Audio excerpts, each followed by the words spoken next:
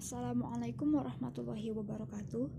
Nama saya Desi Dwi Fujihastuti dari kelas 11 IPS 2 Mantiga Ciamis. Tujuan dibuatnya video ini adalah untuk memenuhi tugas dari Bapak Japar Siddiq Ansori MPD, yaitu membuat video dengan tema Sejarah Indonesia pada masa awal kemerdekaan.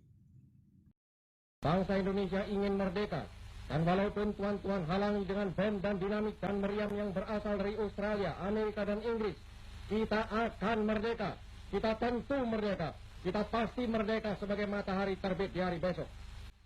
Proklamasi Kemerdekaan Indonesia pada 17 Agustus 1945 bukanlah bagian akhir dari perjuangan bangsa Indonesia dari kekejaman para penjajah. Belanda masih tidak rela mengakui Indonesia telah merdeka. Pada saat ada kesempatan terbuka, Belanda masuk dengan berbagai macam upaya untuk kembali menguasai Indonesia dengan menancapkan paham kolonialisme dan imperialisme. Diibaratkan bayi baru lahir, kala itu kondisi sosial, ekonomi, dan politik Indonesia masih sangat lemah dan rawan intimidasi. Keadaan politik Indonesia pada masa itu belum begitu mapan. Kekacauan dan juga berbagai insiden kerap sekali terjadi. Hal ini dikarenakan masih ada kekuatan asing yang tidak rela Indonesia merdeka dan khawatir akan perkembangan bangsa yang akan menjadi kekuatan besar di dunia. Di samping itu, bangsa Indonesia juga harus berhadapan dengan tentara Inggris dan juga Belanda yang berhasil datang kembali ke Indonesia dengan membonceng sekutu dan strategi licik dan alasan-alasan yang tidak masuk akal. Pemerintahan memang telah terbentuk. Beberapa alat kelengkapan negara juga sudah tersedia dengan baik. Tetapi, karena baru awal kemerdekaan, tentu masih banyak kekurangan dan kekacauan di dalam negeri sendiri. Kondisi perekonomian negara masih sangat memprihatinkan, bahkan dapat dikatakan buruk, sehingga terjadi inflasi yang cukup berat. Hal ini dipicu karena peredaran mata uang rupiah Jepang yang liar dan tidak terkendali. Sementara nilai tukarnya sangatlah rendah.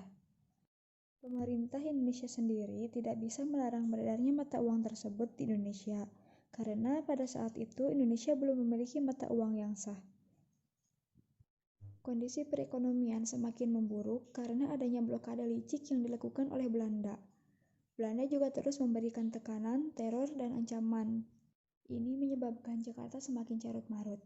Sehingga pada tanggal 4 Januari 1946, ibu kota Republik Indonesia dipindahkan ke Yogyakarta. Pada 1 Oktober 1946, Indonesia mengeluarkan dan meresmikan mata uang Republik Indonesia dan uang Belanda dinyatakan alat tukar yang tidak sah. Struktur kehidupan masyarakat Indonesia pada saat itu mulai mengalami perubahan ke arah yang lebih baik. Tidak ada lagi diskriminasi. Semua memiliki hak dan kewajiban yang sama sebagai warga negara. Sementara dalam hal pendidikan, pemerintah mulai gencar menyelenggarakan pendidikan untuk generasi penerus bangsa yang diselaraskan dengan alam dan suasana kemerdekaan. Cara pemerintah untuk mengatasi kesulitan moneter yaitu dengan melakukan pinjaman nasional, mengeluarkan mata uang Indonesia, dan membentuk Bank Negara Indonesia. Cara pemerintah untuk mengatasi masalah ekonomi yang pertama dengan mengadakan konferensi ekonomi di Solo pada tanggal 6 Mei 1946. Yang kedua, pembentukan Badan Perancang Ekonomi, dan yang ketiga pelaksanaan Prankasimo. Kebijakan pemerintah dalam bidang birokrasi yang pertama dengan membagi wilayah Indonesia menjadi 8 provinsi, yaitu diantaranya Sumatera, Jawa Barat, Jawa Tengah, Jawa Timur, Sunda Kecil atau Nusa Tenggara, Maluku, Sulawesi, dan Kalimantan. Yang kedua, membentuk Komite Nasional. Dan yang terakhir, membentuk Departemen dan para menteri.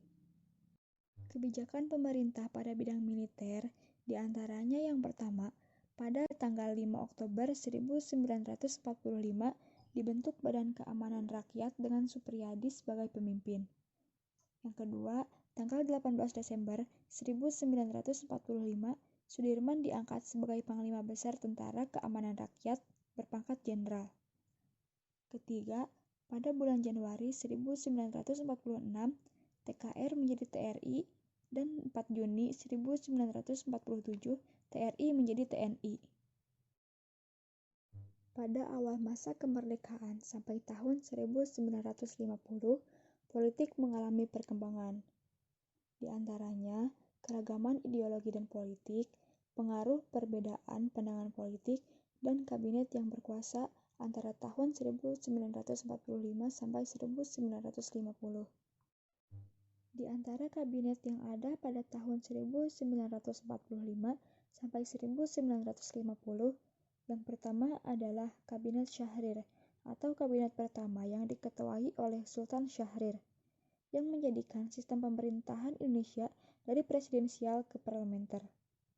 Salah satu hasil perundingannya bahwa Indonesia diakui secara de facto di bawah pimpinan Ratu Belanda, yang ditentang oleh banyak pihak dan menandakan berakhirnya Kabinet Syahrir. Yang kedua, Kabinet Amir Syarifuddin, yang mengusahakan kesejahteraan rakyat dan menyelesaikan pertikaian Indonesia dan Belanda secara damai dengan melakukan perjanjian pada tanggal 8 Desember 1947 yang ditentang banyak pihak karena isi perjanjian menguntungkan pihak Belanda. Berakhirnya Kabinet Amir Syarifuddin dengan diserahkannya mandat kepada Presiden tanggal 23 Januari 1948. Yang terakhir adalah Kabinet Hatta. Program kerjanya hampir sama dengan kabinet sebelumnya. Pada masa Kabinet Hatta, terjadi penyerahan kedaulatan Republik Indonesia melalui konferensi meja bundar di Belanda pada tanggal 27 Desember 1949, dan Belanda mengakui Indonesia sebagai negara yang berdaulat. Cukup sekian yang dapat saya sampaikan. Terima kasih telah menonton. Semoga bermanfaat. Assalamualaikum warahmatullahi wabarakatuh. Janganlah tuan-tuan mencoba memikat hati kami dengan kata-kata. Sebab bangsa yang telah gandrung kemerdekaan tak dapat dipikat oleh kata-kata lagi. Kemerdekaan adalah seperti hidup dan mati. Tidak ada setengah hidup, tidak ada setengah mati. Hidup atau tidak hidup.